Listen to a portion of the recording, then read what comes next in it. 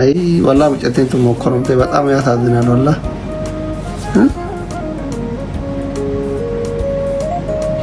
ما مدينة أما ما كان مدينة انتبار مدينة كم اللي بلغت كم يقوى تعوذ بالله من الشيطان الرجيم بقى عليه مدة ولا في شيء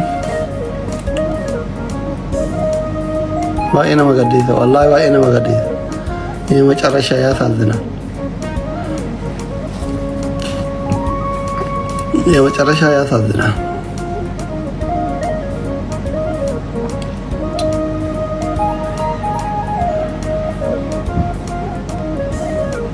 በጣም ነው የሚያሳዝነው።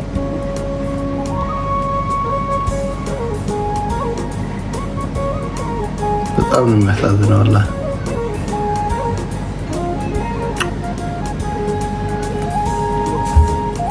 በቃ እንደው ወላ ፌሽ ደው Diinonni makii jala waan hafaa jiru hin fakkaatu. Waliigalatti waggaa 4 keessatti akkaawuntii 6 ol miiliyoona jala gahee jala gubatee jira. Wallahi waan garaa nama nyaatu intalti kun illee ammallee waa'ee siyaasaa dhiiftee jirti. Dur malee tiitaakiin si jalaa gubatee baay'ee takka rifattee fuulli si jijjiirame boossee manatti galtee jiru. Wallahi garaa na nyaata gisee asliin irra dawwalu wallahi sagaleen si affaname akkasiin itti bohaa jirtu wallahi nama dhiba. Mee viidiyoo kana hanga dhumaatti nu wajjin dhaggeeffadhaa. Deemaati tiiktaakis illee sabskiraayib godhaa tiiktaakis illee foloo godhaa fi yuutuubis illee sabskiraayib godhaa jajjabeessaa intalti kun. السلام عليكم ورحمة الله وبركاته. الشام أركفون كم ترتن أمتك أشتي دقيقة وان نانجيني في قدرة وين سنجرسا أسبرتي تيكتوكي كيسنتي مولتا فوتو راكافة بليز فوتو راكافة دا هندي كيسنو تيكتوكي باتي لما قلتو تيكتوكي فيدمو هندن دو كونيس قوباتي جرا قوباتي قفو سنتين أكن تيكتوكي فيدمني كامبانين ندوركي جرا تيكتوكي فيدمو دندو بانو سندندو لالو سندندو تيكتوكي نمرتي siyooni dhaqee tiktokii namoonni gubata jewaanii sodaadhu hin dhayne karaa tokkoon saniifuu wanni gootan akkam badii hin qabne akkam badii takka ballee hin balleessine community tiktokiitti hundi keessan yoo hanqan fagaate na oromoo dhibbi takko jechuu akkam badii takka hin qabne footoo kana itti ergitaniiti akka naabanamu naa godhu qabdanii tiktokiin ani kuyyoo cufames rakkoo miti akkuma banachuu danda'u naa godhaadha please isin kadhadha dhugaa dubbachuudhaaf waan hin godhu dhabeetiin isinirraa taa'e. Guys Oromogaa hagganni itti garaa nama nyaatu tiktaakiin akka ilmaati itti cinqamte mucaan kun hin guddiftee taraa hedduudhaaf tiktaakii dhabdee jirti.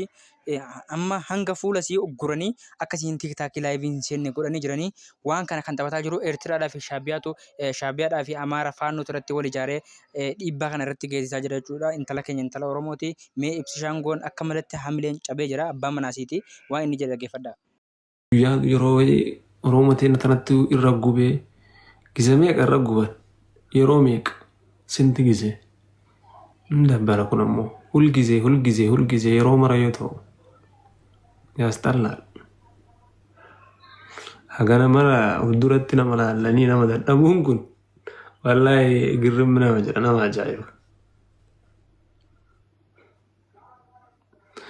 Silaayoona nama diidama soddoma miti inshallah obsa nama qabuu fi nama gadi hin jedhu harkan kennu never give up jedhee deddeebu nama jajjaba waan taateef isa diidamanuu banattee isa diidamanuu asirra deddeebitee har'a miliyoona san guutte malee silaa nama biraa ta'e isa lama sadi silaa sirra cufanii yoona baddee tarte garuu inshallah isin yoomiyyuu harkan kennitu